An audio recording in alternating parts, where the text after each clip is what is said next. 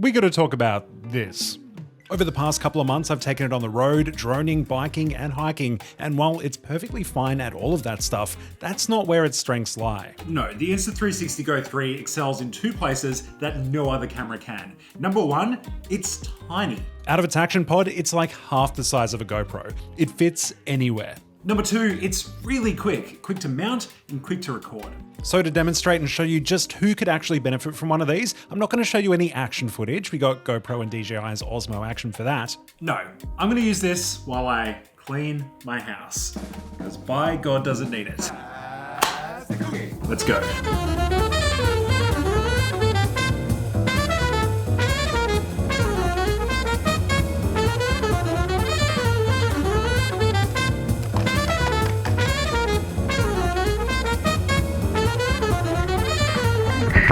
All right, let's go over what it can do.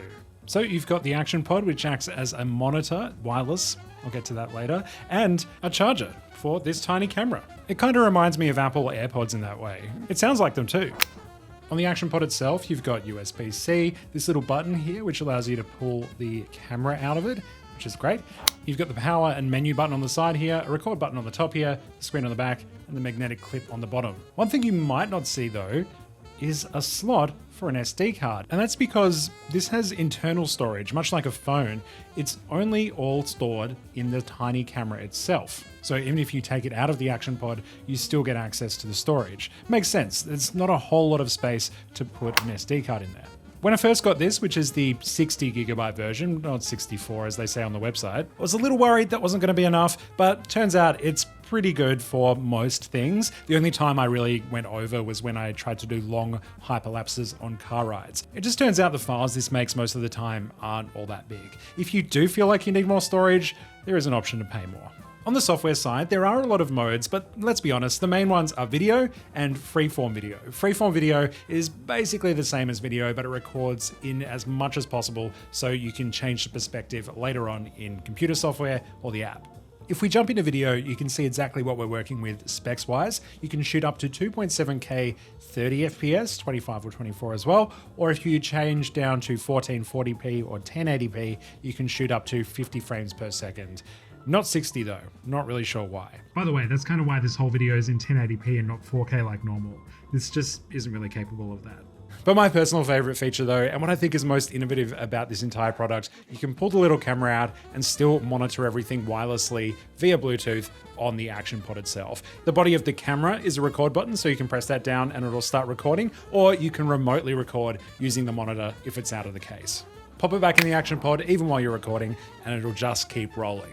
Once you've stopped recording and everything's off, well, then the action pod will just charge the tiny battery inside the tiny camera and you'll be ready to go next time. Anyway, I got some dishes to do. Oh, and I should note, this is IPX4, so it's not entirely waterproof. It's splash proof, but I wouldn't drop this in the water like I just did with this. But the camera itself is completely waterproof, and you can do what I just did, drop it in the sink. So that is something to note.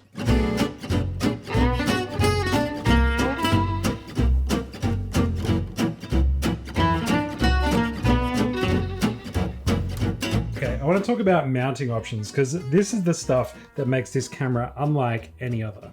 Like even in the last hour or so of cleaning and filming in between, I found so many cool ways to mount and play with this camera that I haven't used yet. Insta360 gave me the camera with the Creator Kit, and it comes with so many interesting and unique mounting options, but enough that combine to basically allow you to stick it to anything.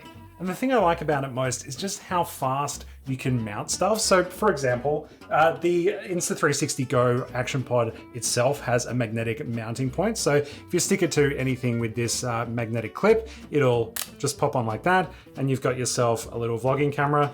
Maybe you want to pop the screen up so you can monitor yourself. Hey, how's it going? It's me, I'm vlogging. So that's all well and good, but a lot of action cameras do that these days. What I think is more impressive is you can obviously take the small camera out, and the small camera itself has the same magnetic clip. So I can clip that on there. Now I've got this just on the mount itself, and I can wirelessly monitor from the Action Pod. But this is just one of the mounts. So I've currently got it on the monkey tail, which basically wraps around anything, and you can just basically attach this to anything with a grip point. This part is actually a separate bit which connects to threads, so this will connect to any tripod thread, including another mounting option, which is this little sticker. So if you want to stick this to something, pop that off. This should just stick to anything like that, which I think is really cool as well. And then of course, I've been doing this a lot today to fill it out. You got first person mode with the hat clip, so pop that on there. Oh, there's the camera, yeah.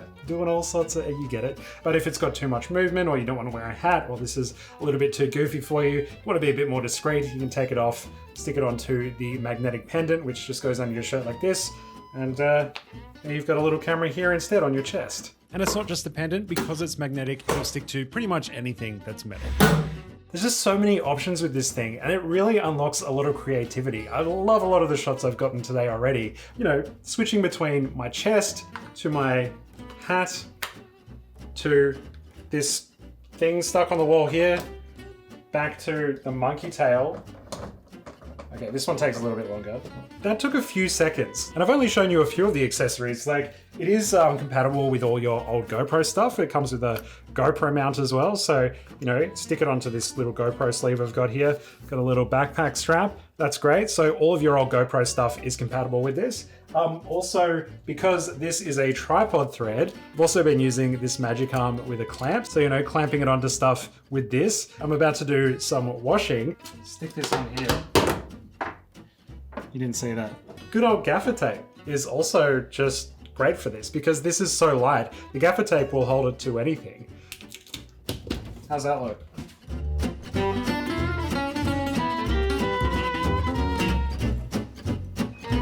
All right, well that's on. Let's take the dog for a walk.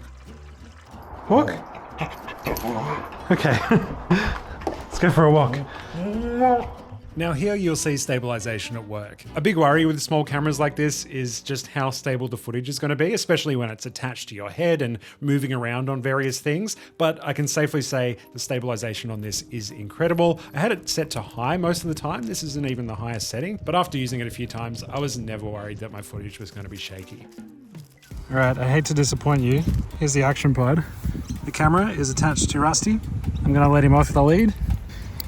And off he goes. And it's gone. He's right there.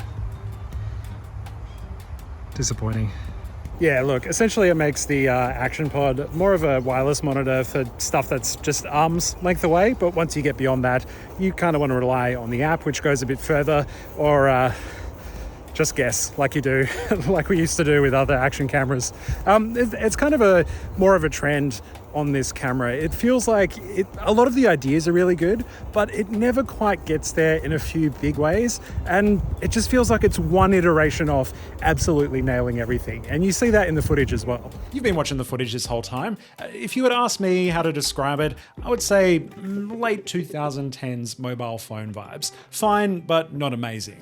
I have been shooting mostly in the flat color profile, which does give you a little bit more room to play with the colors and brighten it up a bit, but you're still not getting heaps of detail out of the image, so even that's a bit limited. But who cares? This is fun. I've had such a good time today just coming up with silly and creative ways to mount a tiny camera, and I think that definitely counts for something. Charging. Yeah, sure. If you want the absolute highest camera quality, this probably isn't the product for you. But if you're making video for social media, I think the shots out of this are perfectly acceptable. So really, this has earned a permanent spot in my camera bag. It is so small that it doesn't really cost me anything to have it in there. And if I ever do need a really small camera, I've got one on hand and I know it's gonna do a really decent job. Anyway, that's it. Fantastic little camera for now, but I'm also very excited to see what Insta360 can do with the next iteration. I'm going to get the files off this, put them on my laptop, and then I'm gonna go sit down, because that was a lot of cleaning. Like, comment, subscribe, watch another video. I'll see you over there.